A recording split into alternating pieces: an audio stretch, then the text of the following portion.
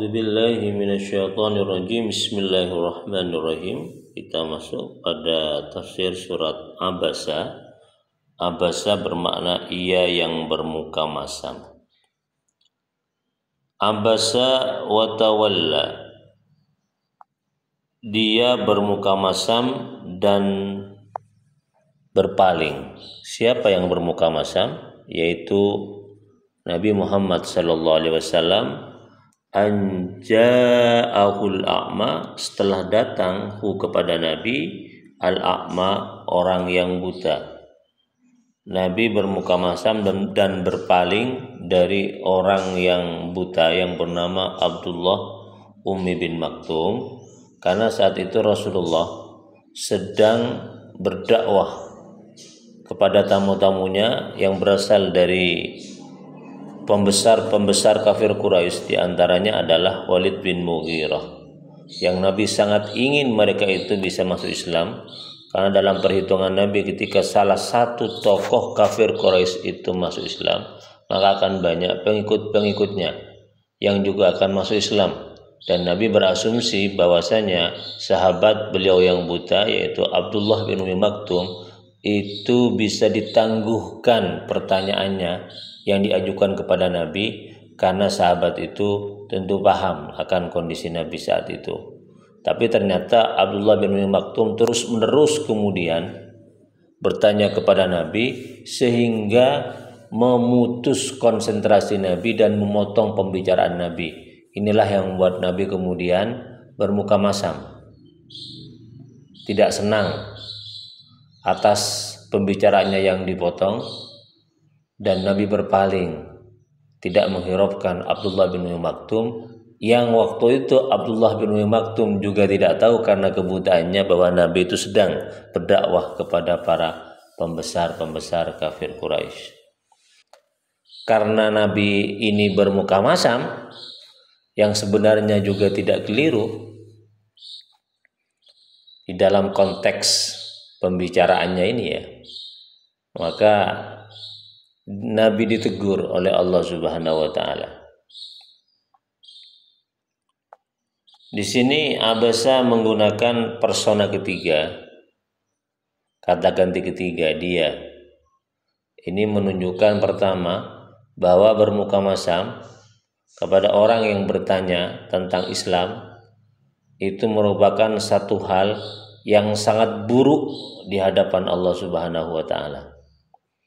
Karena itu hal buruk, maka tidak layak kemudian Allah menegur langsung kepada Nabi dengan menggunakan kata ganti kedua atau persona kedua. Yang kedua, ini juga bermakna bahwasanya Allah hendak menegur halus kesalahan Nabi untuk menghormati Nabi, dan juga untuk menekankan bahwa apa yang dilakukan Nabi sebenarnya dalam konteks kebanyakan orang itu bukanlah hal yang keliru. Karena ada rumus hasanatul abrar sayyiatul muqarrabin. Satu kebaikan yang dilakukan oleh orang-orang yang berbakti itu kalau dilakukan oleh orang-orang yang dekat kepada Allah Subhanahu wa taala itu adalah hal yang buruk. Artinya kebaikan orang normal, orang biasa itu menjadi satu hal yang buruk jika dilakukan oleh orang yang dekat kepada Allah Subhanahu wa taala. Bermuka masam itu sebenarnya hal biasa, tapi karena Nabi yang melakukan, maka itu dianggap hal yang salah oleh Allah Subhanahu wa taala, sehingga ditegur dengan teguran yang halus. Wa ma yudrika la'allahu yazakka.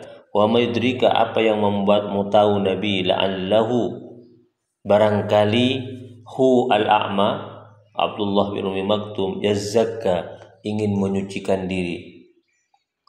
Artinya engkau Nabi tidak tahu, bisa jadi Abdullah bin Ummi Maktum datang kepada kamu itu untuk menyucikan diri.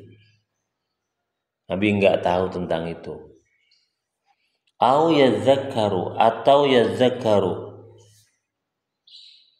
dia Abdullah bin Umi Maktum yazakaru datang kepada engkau Nabi, yazakaru untuk mengambil pelajaran, mengambil pengajaran, fatamfa'u dzikra, maka bermanfaat kepada Abdullah bin Umi Maktum az-dzikra, pengajaran itu atau peringatan itu.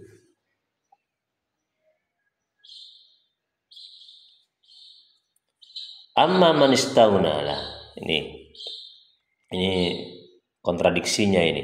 Amma man istaghna, adapun orang-orang istaghna yang merasa cukup sehingga tidak butuh kepada engkau Nabi dan juga tidak butuh kepada Allah. Ini kata Allah ya.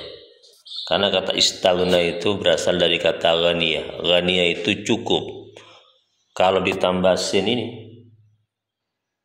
istaghna itu bermakna merasa cukup sehingga merasa tidak butuh kepada Nabi, tidak butuh kepada yang lain. Kenapa orang ini merasa tidak butuh? Karena sudah tercukupi dengan apa? Kekayaannya, ilmunya, hartanya, dan anak-anaknya, sehingga tidak butuh kepada yang lain, termasuk tidak butuh kepada Nabi. Siapa mereka? Para pembesar Quraisy yang datang saat itu kepada Nabi Muhammad SAW. Mereka datang sebenarnya di hati mereka tidak butuh kepada Nabi. Fa anta lahu tasadda, maka engkau Nabi lahu kepada man, orang yang tidak butuh itu, tasadda, engkau memperhatikan. Tasadda berasal dari kata soda, artinya bergema, memantul. Seperti suara yang kita ucapkan memantul datang lagi kepada kita. Selama kita masih berbicara, maka suara itu terus memantul kepada kita. Orang yang memperhatikan pembicaraan orang seperti memantulkan pembicaraannya kepada orang tersebut. Selama orang itu berbicara, kita terus memantulkan apa yang dia bicarakan. Kita terus merespon. Itu berarti apa? Memperhatikan. Tasodda. Wa ma 'alaika alla yazakka, wa ma 'alaika, dan tiadalah kesalahan, dosa, kesalahan 'alaika atasmu Nabi, alla yazakka, sekiranya dia orang yang tidak butuh itu, orang kafir Quraisy itu, pembesarnya, yazakka, tidak menyucikan diri. Nah, ini kembali kepada ayat di surat An-Nazi'at yang Allah menegaskan kepada Nabi, innama anta munzirum may yakhshaha, wahai Nabi, engkau hanyalah pemberi peringatan kepada orang yang takut kepada hari kebangkitan. Sementara orang pembesar kafir Quraisy itu tidak takut, bahkan tidak butuh kepada Nabi. Maka andai kata mereka tidak membersihkan diri atau tidak masuk Islam, maka Nabi tidak berdosa, tidak bersalah, tidak jadi apa-apa. Nggak jadi persoalan, no problem bagi Allah Subhanahu wa Ta'ala. Sementara Nabi berpikir, andai kata dia tidak menyampaikan dakwahnya secara maksimal, termasuk kepada para pembesar kafir Quraisy, Nabi kemudian merasa bersalah. Nah, ini penegasan kembali dari Allah kepada Nabi bahwa Nabi Muhammad SAW itu hanyalah pemberi peringatan. Bahwa kemudian orang itu yang diberi peringatan iman atau tidak, itu bukan urusan Nabi. Andai kata tetap kafir, Nabi tidak dianggap bersalah oleh Allah Subhanahu wa Ta'ala. Wa amma man ja'aka, dan adapun orang ja'aka yang datang kepadamu, yas'a, bersegera, bersungguh-sungguh. Wa huwa yakhsha, dan dia orang itu yaitu Abdullah bin Maktum, yakhsha, juga merasa takut kepada Allah Subhanahu wa Ta'ala. Datang dengan tergopoh-gopoh, dengan segera, dan hatinya penuh ketakutan, yakhsha, kepada Allah Subhanahu wa Ta'ala. Fa anta, maka engkau Nabi, anhu, kepadanya, talaha, tidak menghiraukan. Talaha berasal dari kata laha, artinya tidak menghiraukan. Di sini berkaitan dengan mengerjakan sesuatu yang penting seraya meninggalkan hal yang lebih penting. Nah, ini makna talaha. Bukan mengerjakan hal yang tidak penting dengan meninggalkan hal yang penting. Tetapi makna talaha itu adalah meninggalkan yang lebih penting dengan mengerjakan hal yang penting. Dalam konteks ayat ini, Nabi berdakwah kepada pembesar kafir Quraisy itu adalah hal penting. Tetapi Nabi meninggalkan hal-hal yang lebih penting. Apa? Mengabaikan orang yang datang kepada beliau yang hatinya takut kepada Allah Subhanahu wa taala dan datang dengan segera untuk menyucikan diri atau mengambil pembelajaran dari Nabi Muhammad sallallahu alaihi wasallam. Di sini Allah hendak menegaskan kepada Nabi Muhammad sallallahu alaihi wasallam apa yang nampak benar kadang itu ada yang lebih benar lagi, yang itu kadang tidak diperhatikan, kadang terabaikan. Seperti kasus Nabi Musa alaihissalam, ketika Nabi Khidir membunuh anak kecil, itu dianggap salah secara zahir.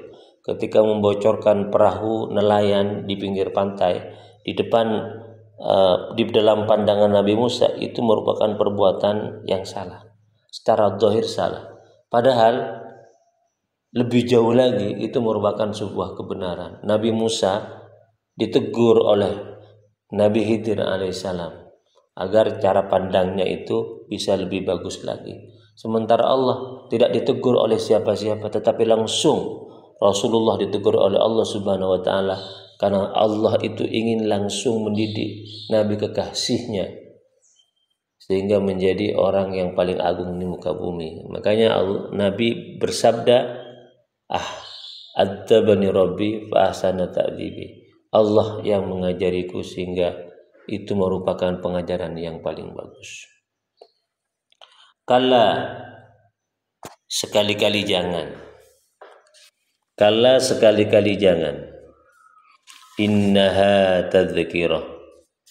Sesungguhnya ha ini kembali kepada ayat ya.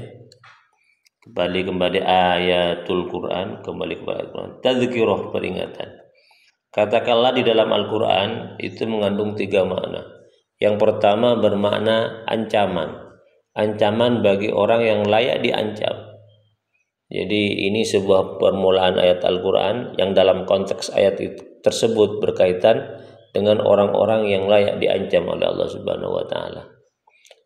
Kalla, makna yang kedua itu bermakna larangan, jangan.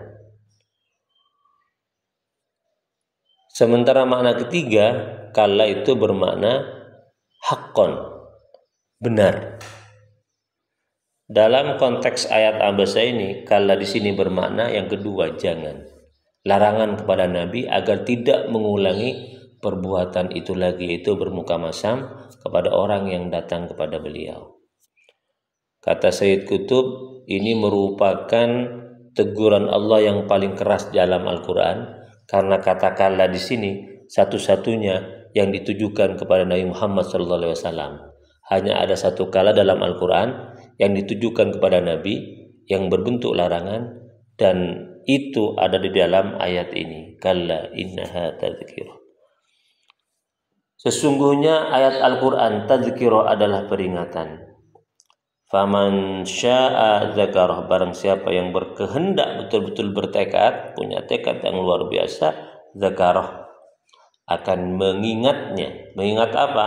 Mengingat Al-Quran. Jadi kalau ha kembali kepada ayatul Quran, tetapi kalau hu, kata mufassir, ini kembali kepada Al-Quran. Artinya apa? Barang siapa yang betul-betul berkehendak untuk dekat, untuk mengambil pelajaran tadzkirah dari Al-Quran, maka zakara, dia akan dipermudah oleh Allah Subhanahu wa taala untuk menghafal seluruh ayat-ayat Al-Quran dan mengambil pelajaran, aturan-aturan serta melaksanakannya. Fi suhufi mukarramah. Ayat-ayat Al-Quran itu fi suhufi mukarramah, berada dalam lembaran-lembaran mukarramah yang dimuliakan. Marfu'ati mutahharah, yang ditinggikan di sisi Allah Subhanahu wa taala. Mutahharah, juga disucikan dari sentuhan-sentuhan setan. Bi aidi safarah, di tangan safaroh para penulis. Safaroh di sini artinya para penulis, merujuk kepada kata safirun. Kata safirun, penulis, para penulis. Merujuk kepada kata safirun, penulis. Siapa itu? Ya, para malaikat yang mencatat Al-Quran di Lauh Mahfud. Kemudian dikirim kepada Nabi Muhammad SAW lewat malaikat Jibril, para penulis. Ada yang mengartikan safaroh itu adalah para penulis di sisi Nabi, yaitu para sahabat penulis wahyu. Atau kata safaroh ini berasal dari kata musafir, orang yang bepergian, itu para malaikat yang turun dari langit untuk menyampaikan sesuatu kepada Nabi Muhammad SAW. Atau berasal dari kata safirun, duta, utusan, yaitu para malaikat juga yang diutus oleh Allah untuk menyampaikan wahyu kepada Nabi Muhammad SAW. Kiramin bararah, yang para utusan, yang para malaikat itu kiramin, mulia, bararah, lagi berbakti kepada Allah Subhanahu wa taala. Semua perintah Allah betul-betul dilaksanakan dengan sepenuhnya. Demikian, semoga bermanfaat. Wallahu a'lam bishawab.